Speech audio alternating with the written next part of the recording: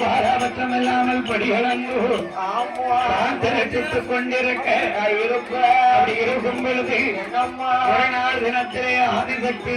பார்வதியானவள் ஆண்டவா உலக மக்கள் எல்லாம் உங்களை வணங்கும் பொழுது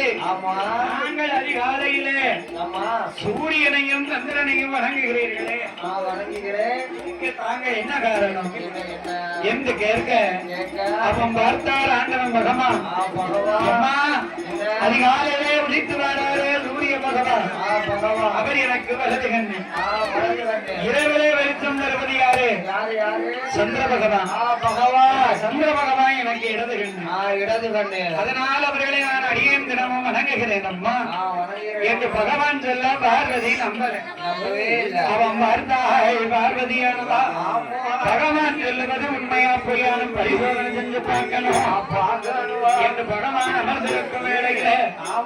ஆதிசக்தி ஓடோடி வந்தா ஆண்டவனுடைய 2 கண்ணையும் சீக்கிரம் விறுவிறுக்க மூடிட்டான் கண்களை விறுவிறுக்க மூடனா இல்லையா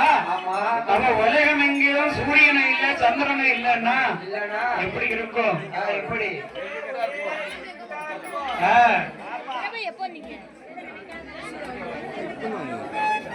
அப்படி இருக்க